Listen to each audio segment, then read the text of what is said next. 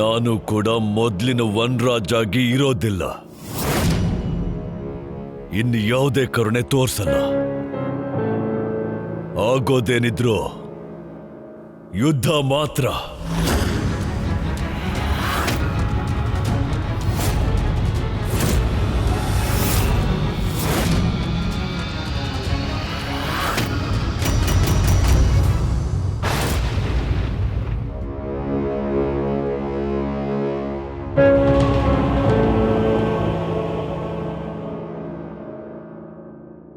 ಈಗ ನನಗೆ ಹೇಳ್ಬೇಡ ನಿನ್ ಮೆಂಟಲ್ ಕಂಡೀಷನ್ ಚೆನ್ನಾಗೇ ಇದೆ, ಏನು ಆಗಿಲ್ಲ ಅಂತ. ಮಮ್ಮಿ ಮಮ್ಮಿ ಮಮ್ಮಿ ಮಮ್ಮಿ, ನಿನಗೂ ಗೊತ್ತಿದೆ ನೀನು ಮೆಂಟಲಿ ಅನ್ಸ್ಟೇಬಲ್ ಆಗಿದ್ಯಾ. ನಿನಗೆ ಗೊತ್ತು ನಿನ್ ತಲೆ ಸರಿ ಇಲ್ಲ ಅಂತ, ಮಾನಸಿಕವಾಗಿ ನಿನಗೆ ಹುಷಾರಿಲ್ಲ ಅಂತ.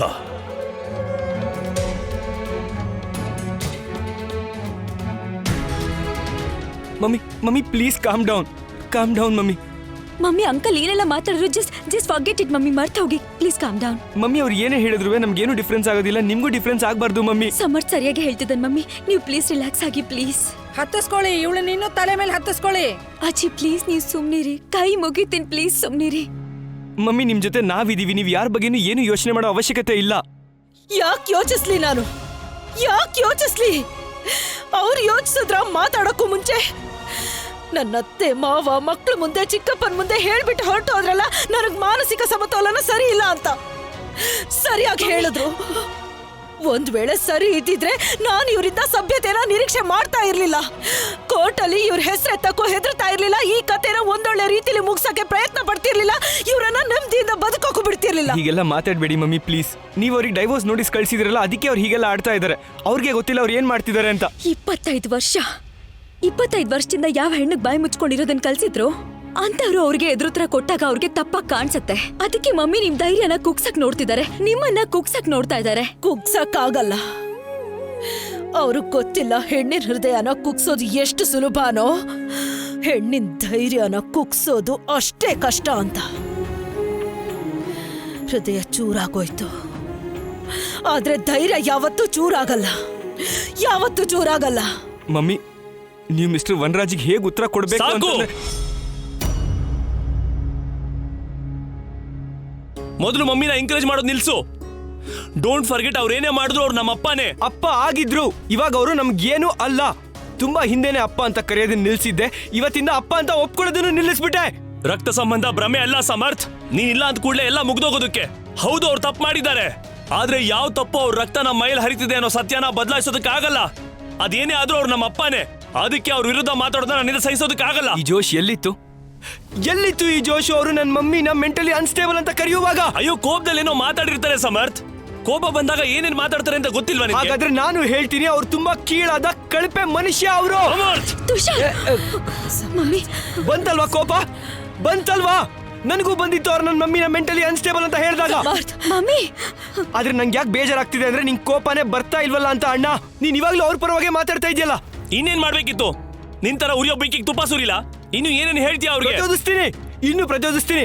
ಇಷ್ಟೇ ಅಲ್ಲ, ಇಡೀ ಜಗತ್ತಿಗೆ ಕೂಗಿ ಅವ್ರ ನಿಜ ಎಲ್ಲ ಬಯಲ್ ಮಾಡಿ ಹೇಳ್ತೀನಿ, ಅವ್ರು ಎಷ್ಟು ಚೀಪ್ ಹಂಗೆ ಸೆಲ್ಫಿಶ್ ಮನುಷ್ಯ ಅಂತ. ಎನಫ್ ಸಮರ್ಥ್. ಇನ್ನೊಂದೇ ಒಂದು ಮಾತು ಪಪ್ಪನ ಬಗ್ಗೆ ಮಾತಾಡಿದ್ರೆ ನಾನ್ ಮಾತಾಡಲ್ಲ, ನನ್ ಕೈ ಮಾತಾಡುತ್ತೆ. ನಿಜ ಯಾವತ್ತೂ ಬದಲಾಗಲ್ಲ. ಅಯ್ಯೋ ಯಾವ ಸತ್ಯ ಎಲ್ಲ ಸತ್ಯ ಏನ್ ಮಾತಾಡ್ತಿದ್ಯಾ?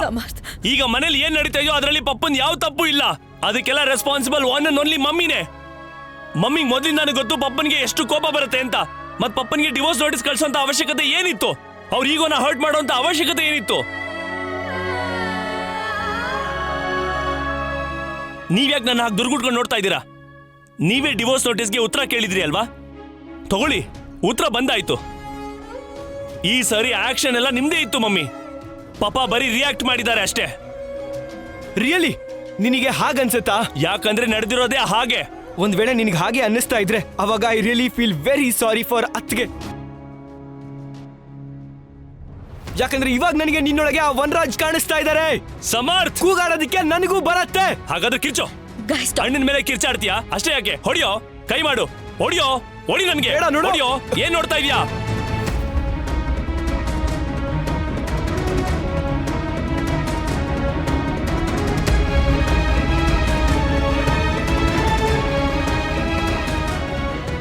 ಸಾಕ್ ನಿಲ್ಸಿ ನೀವಿಬ್ರು. ಅಯ್ಯೋ, ಬಹಳ ರಾದ್ದಂತ ಆಗೋಯ್ತು. ಈಗ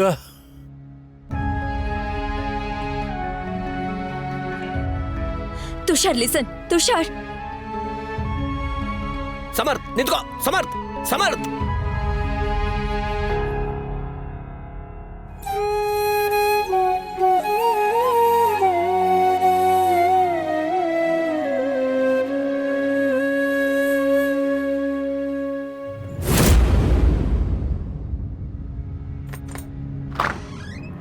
ಏನಾಯ್ತು? ಅವಳು ನೋಟಿಸ್ ಓದಿದ್ಲಾ? ಓದ್ಬಿಟ್ಟು ಏನಂದ್ಲು? ನೀರ್ ಕುಡ್ದು ಆಮೇಲೆ ಹೇಳ್ತೀನಿ.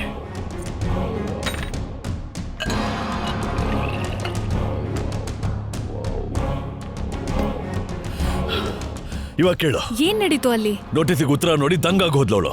ಮುಖ ನೋಡ್ಬೇಕಾಗಿತ್ತು ಅವಳದು. ಆಮೇಲೇನು? ಅದೇ ಹಳೆ ಡ್ರಾಮಾ, ದೊಡ್ಡ ದೊಡ್ಡ ಮಾತುಗಳು.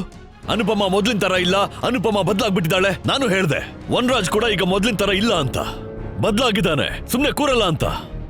ಒಳ್ಳೇದಾಯ್ತು. ಒಳ್ಳೇದಲ್ಲ, ತುಂಬಾನೇ ಒಳ್ಳೇದಾಯ್ತು. ಅಟ್ಲೀಸ್ಟ್ ಈಗ ಅವಳು ಏನು ಮಾಡಕ್ಕಾಗಲ್ಲ. ಬರೀ ಏನು ಅಲ್ಲ, ಏನೇನು ಮಾಡ್ಕೊಳಕ್ಕಾಗಲ್ಲ. ಅವಳು ಏನ್ ತಾನೇ ಮಾಡಕ್ ಸಾಧ್ಯ? ಒಂದ್ ಮಾತ್ ಹೇಳ, ಐ ಫೀಲ್ ನೀನ್ ನಿನ್ ಮನೆ ಬಗ್ಗೆ ಯೋಚಿಸ್ಬೇಕು. ಅಂದ್ರೆ ಐ ನೋ ಅಂಕಲ್ ಆ ಮನೆನ ಅನುಪಮ ಹೆಸರಿಗೆ ಮಾಡಿದ್ದಾರೆ, ಆದ್ರೆ ನಿನಗೆ ಆ ಮನೆ ಮೇಲೆ ಅನುಪಮಾಗ್ ಎಷ್ಟ್ ಹಕ್ಕಿದ್ಯೋ ಅಷ್ಟೇ ಹಕ್ಕಿದೆ. ಮತ್ತೆ ಲೀಗಲಿ ನಿನ್ ಹಕ್ಕನ್ನ ನೀನೀಗ ಕ್ಲೇಮ್ ಮಾಡ್ಕೋಬಹುದು. ಅದ್ರ ಅವಶ್ಯಕತೆ ಇಲ್ಲ. ಆ ಮನೆ ನನ್ನ ಅಪ್ಪ ಮತ್ತೆ ಅಮ್ಮನಿಗೆ ಸೇರಿದ್ದು.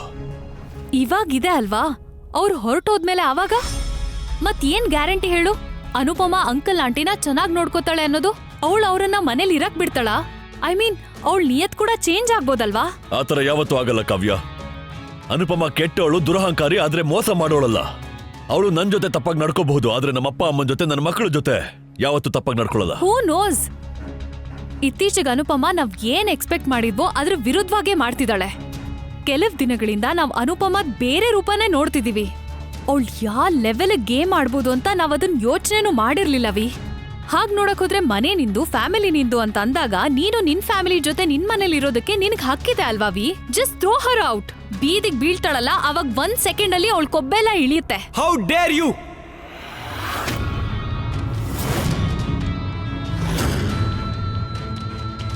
ನನ್ ಮಮ್ಮಿ ಬಗ್ಗೆ ಹಿಂಗೆಲ್ಲ ಬಾಯಿಗೆ ಬಂದಂಗ್ ಮಾತಾಡಕ್ಕೆ ನಿನಗೆ ಎಷ್ಟು ಧೈರ್ಯ? ನನಗಿಂತ ಚಿಕ್ಕವನು ಅಂತ ಸುಮ್ನಿದ್ದೆ ಅಷ್ಟೇ. ಇಲ್ದೆ ಹೋಗಿದ್ರೆ ಅವನ್ ಚಿಕ್ಕವನು, ಆದ್ರೆ ನೀನಂತೂ ದೊಡ್ಡವನಲ್ವಾ Tushar? Do you really think ಅವನ ಜೊತೆ ಹೀಗೆಲ್ಲ ರಿಯಾಕ್ಟ್ ಮಾಡ್ಬೇಕಿತ್ತು ಅಂತ? ಖುಷಿ ಮತ್ತೆ ಹೇಗ್ ರಿಯಾಕ್ಟ್ ಮಾಡ್ಬೇಕಿತ್ತು ನಾನು?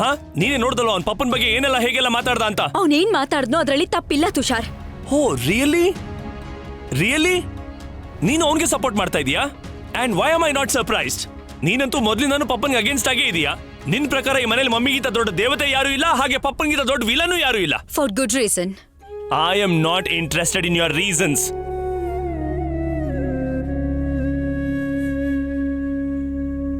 ಕೇಳಿಸ್ತಾ ಇದ್ಯಾ? ಇದು ನೀನ್ ಒಡೆದು ಹೋಗ್ತಿರೋ ಮನೆ ಸದ್ದು, ನಿನ್ನ ಆತ್ಮಗೌರವಕ್ಕೆ ತೆರ್ತಿರೋ ಬೆಲೆ. ಅದನ್ನ ನೀನು ತೀರಿಸ್ತಾ ಇದೀಯ, ಹಾಗೆ ನಾವು ತೀರಿಸ್ತಾ ಇದೀವಿ. Just because he is your father it doesn't mean he is right. ಆದ್ರೆ ಅವ್ರು ಸರಿ ಮಾಡ್ಬೇಕು ಅನ್ಕೊಂಡ್ರು ತಾನೆ. ಮಮ್ಮಿನೇ ಅವ್ರಿಗೆ ಅವಕಾಶ ಕೊಡ್ಲಿಲ್ಲ.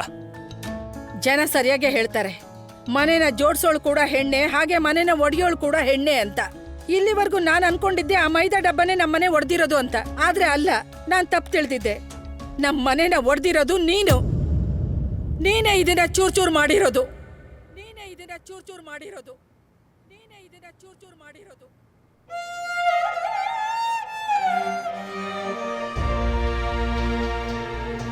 ಎನಾಫ್ ಖುಷಿ. ನೀನ್ ಮಮ್ಮಿ ಪರವಾಗಿ ಮಾತಾಡೋದು ಅಂತಾದ್ರೆ ನಾವಿಬ್ರು ಮಾತಾಡ್ದಿರೋದೇ ಬೆಟರ್ ಅನ್ಸುತ್ತೆ. ಫೈನ್. ಅದು ಅಲ್ಲದೆ ಇತ್ತೀಚೆಗೆ ನಮ್ಮ ಮಧ್ಯೆ ಮಾತು ಕಮ್ಮಿ, ಜಗಳ ಜಾಸ್ತಿ ಆಗ್ತಿದೆ.